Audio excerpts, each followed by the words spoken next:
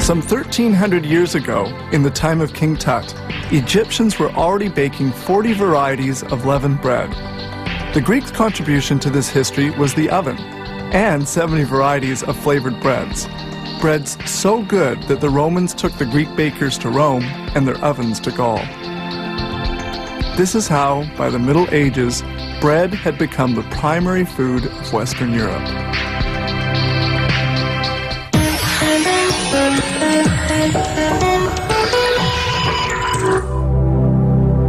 Multigrain bread is made from several ingredients, such as flaxseed, buckwheat, soya, and millet. This protective grill prevents foreign matter from accidentally falling into the recipe mix, a recipe calling for some 600 kilos of flour. The ingredients, ground in a mill, are kept in these 36 enormous containers.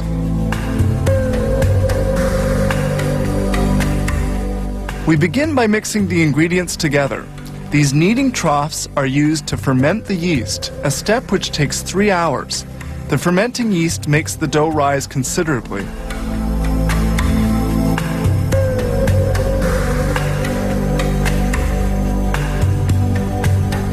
This huge mixer kneads the dough for about 8 minutes.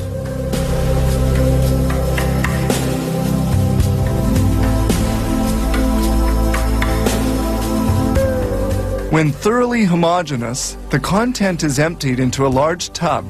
The dough weighs 1,000 kilos. That's almost a ton. The dough is loaded onto a slide situated above the dough divider. At the bottom of the machine, a small hole allows the dough to escape. 2 mechanically operated arms cut the dough pieces into equal lengths. It forms 192 of these a minute. The dough then falls onto a conveyor.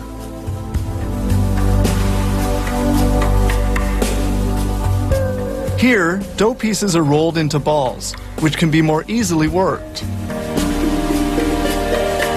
The dough balls are floured to prevent them from sticking during their transport and when they're molded. Here the balls of dough leave the divider and go to the molder. During transport, the dough can rest, allowing the yeast to act.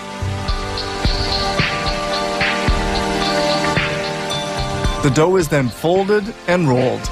The machine can handle 3 per second for a total of 11,500 an hour.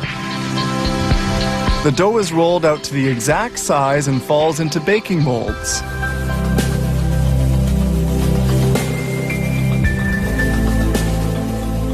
Here we see the making of hot dog rolls. These little dough balls have to be shaped lengthwise and fermented before molding.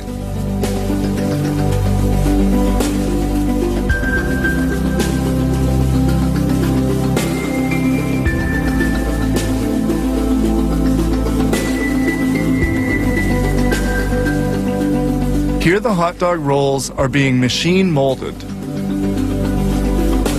Dough pieces must not touch one another, so they're spaced apart by a small mechanical arm. Now we go back to multi-grain bread production. Squatted down at the bottom of the molds, the dough pieces go into the prover, where they rise for an hour at 42 degrees centigrade and at 70% humidity. Then they bake for 20 minutes at 255 degrees. When finally baked, the loaves end up with a nice golden color.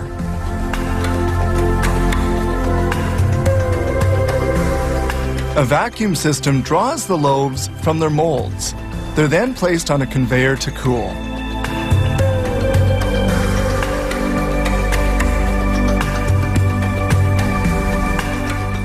A guidance system takes care of carrying the breads to various sections of the bakery.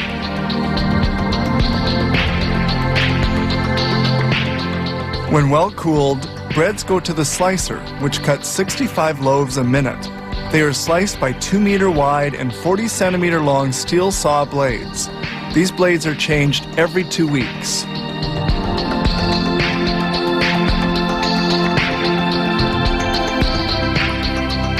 Sliced loaves are automatically packed at 65 per minute.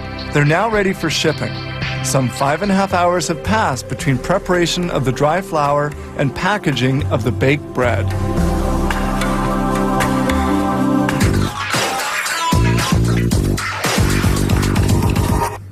They say a picture's worth 1,000 words. I hope what we've shown you today speaks for itself. Our goal was to give you a view of the many manufacturing methods that produce the items we see in our everyday lives. I'm Mark Tewksbury. See you next time on How It's Made.